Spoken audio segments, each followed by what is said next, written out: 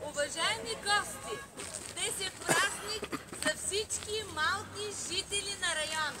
Днес откриваме една детска площадка, в която мама и татко ще водят децата да играят, така ли? Да!